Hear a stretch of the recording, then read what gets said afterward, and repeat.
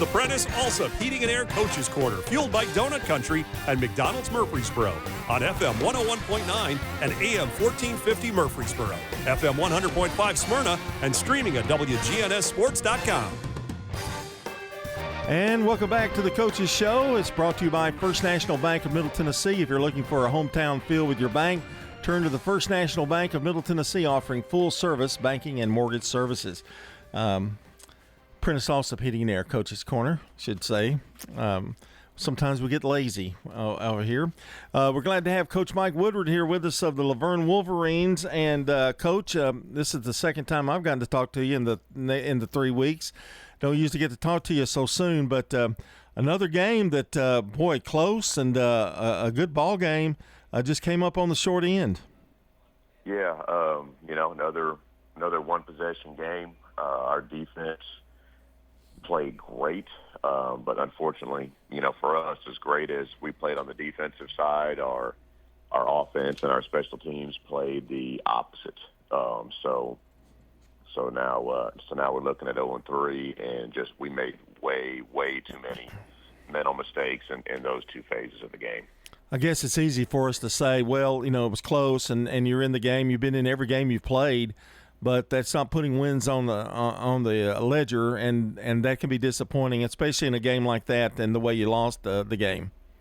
Yeah, the difference between last week and the two previous ones, to me was, in those two previous games, we could look at and say, okay, like it was a one-possession game, but really, like, here was one mistake we made. Here's one glaring mistake, and we just got to fix this. And, we talked about how inexperienced we were at the first couple of weeks, but we were doing what we needed to do. We saw a big improvement from week 1 to week 2, so we're feeling positive there.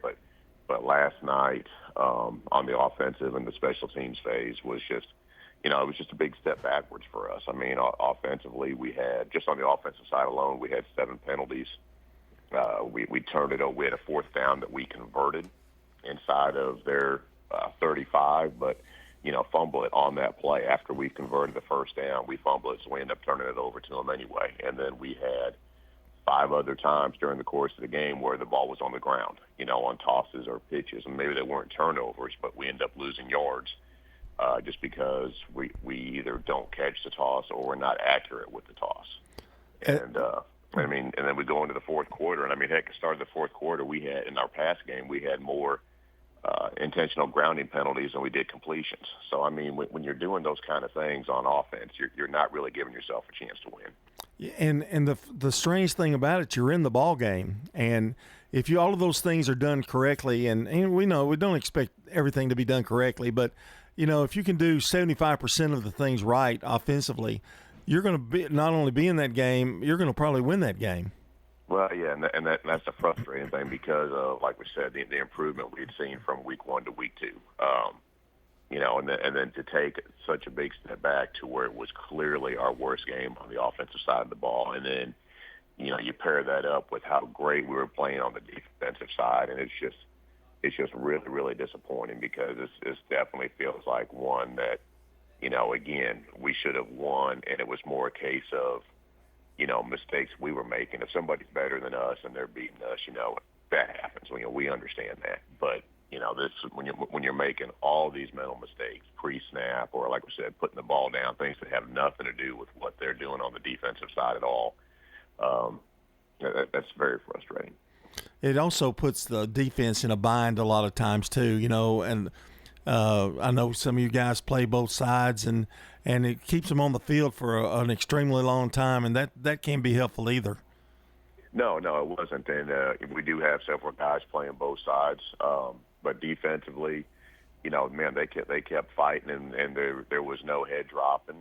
There was no bickering. They went back out and made stops, even with as poorly as we were playing on the other side of the ball. And I can't say enough about how well they played defensively. They didn't give up a touchdown till the 4th quarter, and till midway through the 4th, and really at that point it was just a case of we just had gotten, they finally had worn us down to the point to where, we weren't able to stand up to them anymore. But it took 3.5 quarters, and during that time we had plenty of opportunities, offensively and with special teams to put us in a better position, and we just didn't do it. Coach, I've known you for a long time, and this is the first time I can kind of tell a little disappointment in the performance because usually like the first two games you were pumped and things it has to turn around, and they've got to be mentally prepared, be mentally ready every time they get on the field, and I think that's what you're disappointed in a little bit.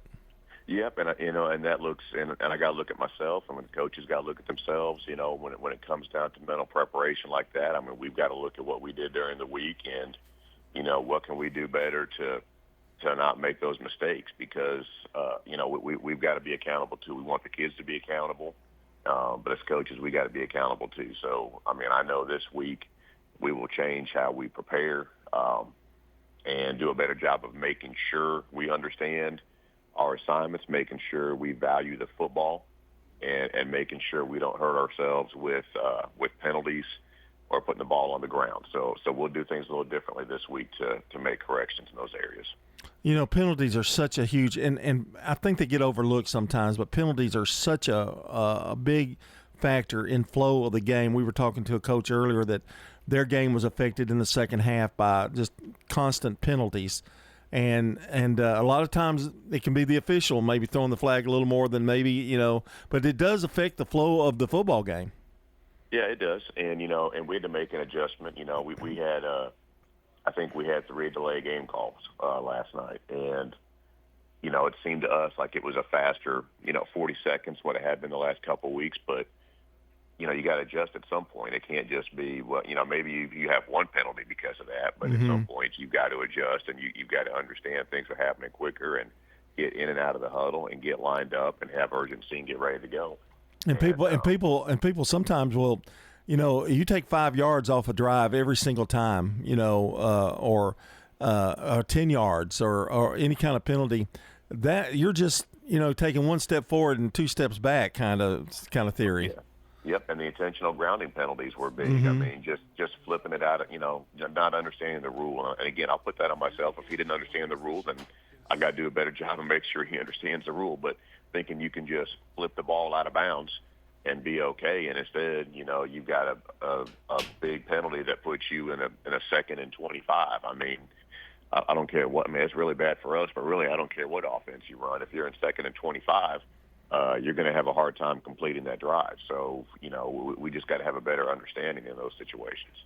I know you've changed the offense and done some things. There are some teams out there, and I've heard that they don't really want to play Vergne. You're scary. And I guess that's a compliment I can give you for, a disappointing loss last night. But there are a lot of teams that really respect you guys out there on the playing field. Go ahead. Go ahead. You're good. I was just going to say, I mean, that's great to hear, but, at some point, we want to get W's too. I mean, Our kids are working hard, and, there's only so many weeks where you can say, hey, guys, we're making progress, and we're going to get there, and then actually getting there. So, I mean, we need to close one of these out. Mike, you go home next week. You're going to host Page. I know you'd like to have a huge crowd for that one. Tell us a little bit about Page, if you know anything at all much about them. Well, I mean, I believe they were preseason number 1 in 5A. So to me, this was a game I had circled, because to me this is you get a chance to go up against one of the best in the state, and this tells you what you're about. I mean, this tells you how good you are. This tells you what kind of mindset you have as players and as coaches. So I mean, to me, this is a huge game. No, it's not a region game. Yes, we have a very big game after that some people are going to be looking ahead to. But I want to focus on this right here. I want to make big improvements from what we just did last night, offensively and on the special team side. And I want to see us go out and compete against one of the best teams in the state and see what we got. And Mike, when you're sitting there this week, you got to worry about Vergne. I mean, really, I know the next foe's Page, but trying to eliminate some of those things and get them back on gear the way you had them, and a little setback, but you're going to concentrate this week on kind of getting back to where you were. Oh, without a doubt. I mean, this is strictly about us. This is about defensively keeping our heads up and being excited about about the way we're playing on that side of the ball. I mean, we're talking about, 2 games where we've held opponents under 14 points. I mean, so on the defensive side, we're playing really, really good football. We want to keep that up and keep getting better.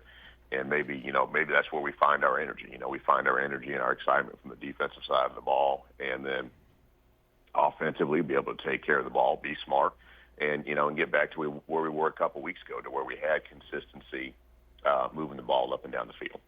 The injury front, everything okay there? Got anybody banged up? You're all right? Yeah, for this time of year, we're in pretty good shape. We've been without our starting free safety, Darian Jones, last couple of weeks. We get him back, and but aside from that, yeah, we've got everybody, knock on wood, everybody healthy and ready to go. So, we're very fortunate in that area going into week 4. We weren't. We knew there were some weather situations in some of the areas, but no weather problems last night at all. Got a little wet on us towards the end there, but yeah, nothing that warranted any kind of delays or anything like that. So no, just a nice fall Friday with a little bit of rain, but it wasn't a big deal. All right. Well, we're hoping for a big crowd out there at Laverne. I know you'd like to see them come out and get that band going and get them pumped up a little bit for that game against Page, a really good opponent. Yeah, hopefully we get a big crowd like we did for our home opener a couple weeks ago, get a nice, exciting environment again, and go ahead and get a good rebound game for us. All right, Mike. Good luck next week, and we'll be talking to you. All right, thank you. All right, that's Coach Mike Woodward, the head coach of the Laverne Wolverines. And this portion of the Prentice Allsup Heating and Air Coaches Corner brought to you by Tennessee Orthopedic Alliance, TOA, the largest and most comprehensive orthopedic surgery group in Middle Tennessee. Find out more at TOA.com. Back in a moment, and we'll be talking to Oakland coach Kevin Creasy. Dr. Russell McKissick of Tennessee Orthopedic Alliance talks about the grassroots effort in our local schools to ensure proper care for players. To make sure our teams are covered here locally, be there for our trainers. Yeah, it's a passion that we have to try to take care of our athletes here in town and be there just to keep everybody playing as healthy and as best they can. From a community standpoint, one of the most important things you do at TOA, I'd guess. I think it's definitely a way to pay back to our community, just to be there for them and watch some great sports too. Tennessee Orthopedic Alliance, TOA, live your best life. How about a fix for your sweet tooth? Donut Country is open 24 hours a day to cure your cravings. They've been serving up the freshest donuts in Murfreesboro since 1978. There's just something different about donuts from Donut Country. Bo and Cindy Davis and their wonderful staff will greet you with a smile, and you'll see all donuts aren't created equal. Fresh donuts anytime you want them, 24/7 at Donut Country on Memorial down from Clark. And they're open each morning on Middle Tennessee Boulevard. Check out their Facebook page for specials and promotions. Nothing else compares to Donut Country. Open 24 hours. Quick, convenient, efficient. 3 words that we all hope to experience when we do business.